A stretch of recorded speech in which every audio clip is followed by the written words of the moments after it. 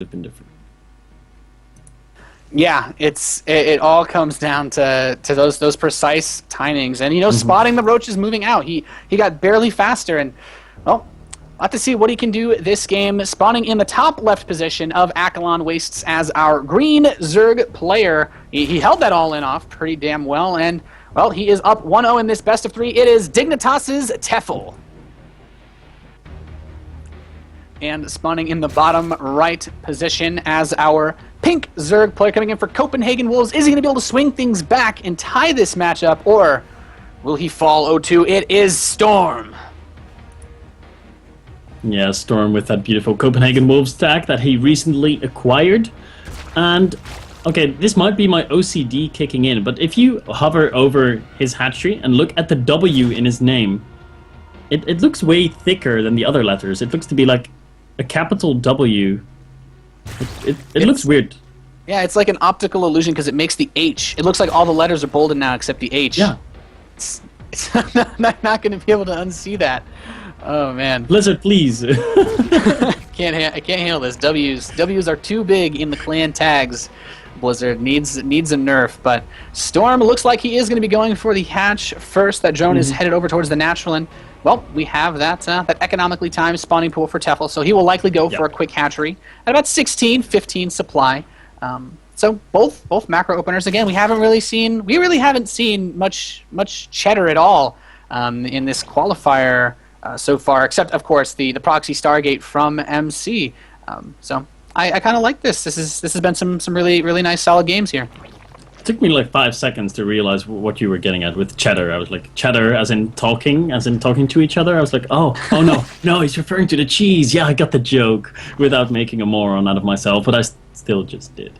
Anyway, let me tell you something about Tefel real quickly. He doesn't go hatch first. Even versus Terran, he always goes spawning pool into hatch. It's always a 14 or 15 spawning pool into a hatchery. That's just the way he plays. Or it must have changed in like very recently, like in last month or the last couple of months, but he's always been going for that spawning pool first. That's really his preferred way of playing. So I'm really not expecting Tefel to go for a hatchery first ever. I mean, I would be like super surprised.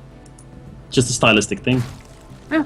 I mean, there's a lot of interesting styles that we see out of players. I believe you mentioned earlier are some always loving to go for that the two gas guys before the assimilator, the second assimilator, or cybernetics core, excuse me. So it's always interesting to see what these guys bring to the table. Storm been favoring this somewhat greedy play, going pretty much for the latest spawning pool you typically get in a ZVZ, but well. Have to see if it can pay off this game. His Zergling speed is going to be started quite a bit faster, about a little bit more than half a minute, and we should see speed start up for Tefel. There it goes, and he's got that one drone on the gas geyser, and still two actually for Storm. So it's always interesting to see what these players do. Like, okay, well, do I want to mine full saturation gas? Yeah. So once again, Storm is going to have the opportunity to be aggressive. He's got the way earlier speed. Look at the difference there. That's actually a big difference. 40 seconds in difference there. That's how early the metabolic boost is coming down for Storm. He's got the Baneling Nest also much further ahead of his opponent. So he has the option to make a lot of links and try to make use of that timing, but it is a difficult thing to do. It's still a gamble. Tefel definitely going to be playing. Whoa! Look at that lair. 5 minutes 37. That's a gutsy play, and I think Storm may be counting on a bit of passive or defensive play from Tefel that we saw a little bit of in game. We had, of course, Storm opening up aggressively, but if he can get away with this, he can get Mutalisks fast enough. He might actually really be able to catch Tefel off guard with a very fast Spire, and his Zerglings are going to run, and he's going to see, okay, your Baneling Nest is just finishing up. He got it a tiny bit later than usual. And Tefel's going to take a second gas in his main base, but if he doesn't run a Ling and scout this, with this gas being taken now for Storm and such a late Spine Crawler, ooh, this could give him a big edge. The lair is going to start for Tefel, but I got to say that, this build is just a tiny bit faster for Storm, and when you get at this level of play, that can make all the difference.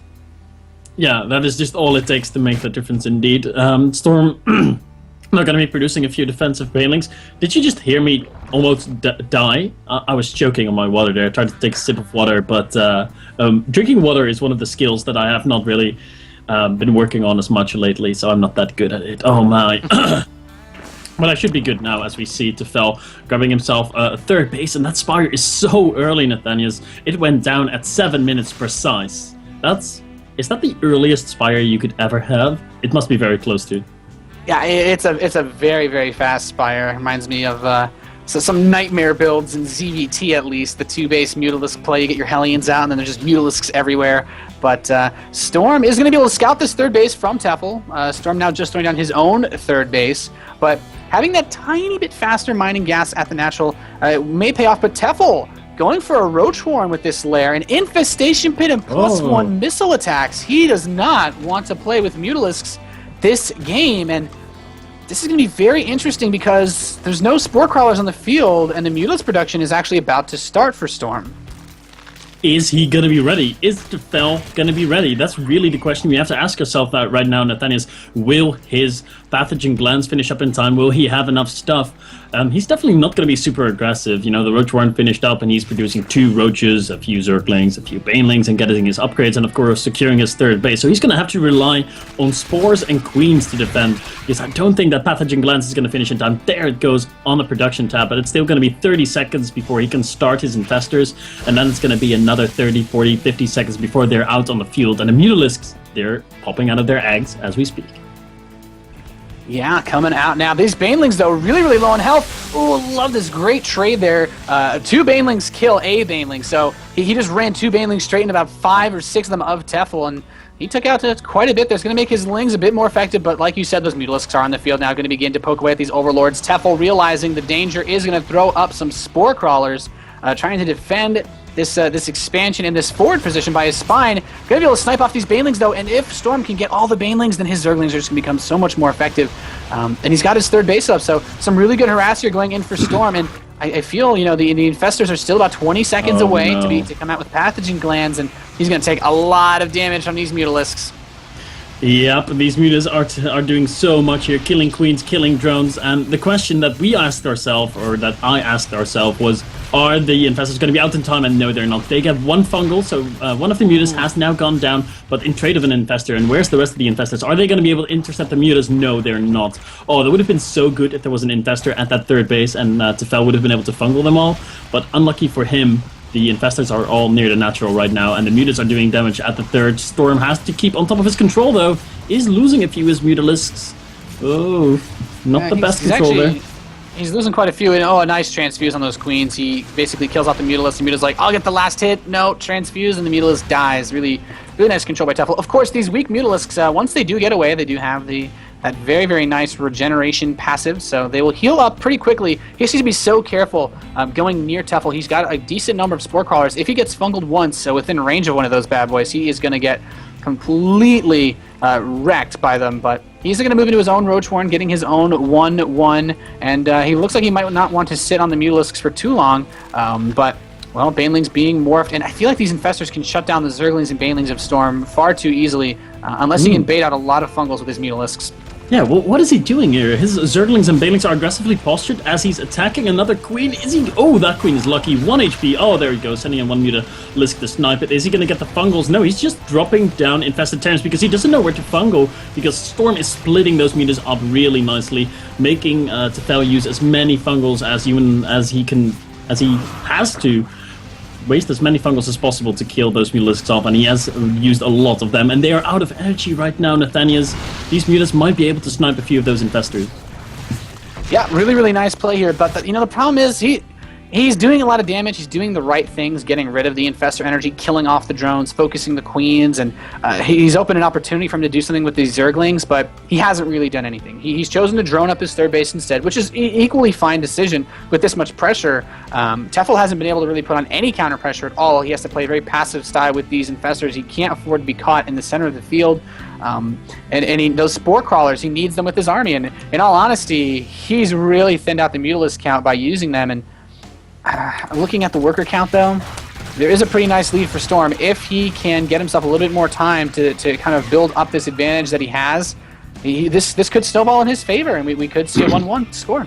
We could. He's got an insane drone count. It's 85 drones on the field for Storm, whereas Tefel is only on 66 right now, and he is on 3 bases. Storm's really grabbed himself map control, and he has got a base in the bottom left. He's got a base in the top right, so he's getting himself in a fantastic position for the late game, as we see him going into more Roaches upgrades, and the Hydralisk Den is going down. Yeah, those Hydralisks, I guess, work pretty well versus Mutas. Of course, Hydras have crazy DPS, so they're pretty much good versus... They're pretty much just a generally good unit mixed into any army composition, so we could get some positional warfare here. We've managed to make it past the Mutalisk phase of the game, at least. And Tefel, Hydra's taking some shots at the Mutas. Storm realizes, okay, you're going for these Hydras, and he's got a bit more of a Roach-focused army, though. He doesn't have too many Hydralisks on the field, Storm, that is. He's trying to run these Mutas and continue to pick off the Infestors. He's baiting out a lot of energy, not able to really kill too much, but Hydras, another Fungal, and, well, that's the last of the Mutalisks for Storm. Yeah, that's the last Mutalisk we're going to be seeing in this game. They will not be reproduced. They are now extinct, and we're moving into the late mid game here, where the Roaches are going to battle with the Infestors. But I think Tefel has arguably the better army composition here. I mean, he has a lot of Infestors to be supporting his attacking units, and what does Storm have to support his units? He's got Hydras about to pop out, but the Hydras are not here yet. This is a good time for Tefel to fight. Yeah, Fungal's hitting everything. The Roach is getting a better arc for Tefel. He is just looking so sharp in this engagement. Keep in mind, though, there is the +1 armor advantage that Storm has. He's trying to run these Banelings in, but there's just too much. These Hydralisks, Roach Hydra versus just Roach. The Hydralisks in the back just add in too much DPS to be able to handle, and now Storm is he's on his back foot, and Tefel might be able to win the game with this push. Is Storm going to be able to hold it off? Tefel pushing up into the ramp. Will he be able to eliminate Storm from this qualifier, taking out the Spine Crawler? He is moving in such a great spread of his units, throwing down the infested Terrans, and Storm slowly but surely being overwhelmed, the supply dropping off significantly. In the meantime, Tefel is able to remax behind this, and I don't know, the economy was there for Storm, but he didn't have enough time to make it pay off. GG from Storm.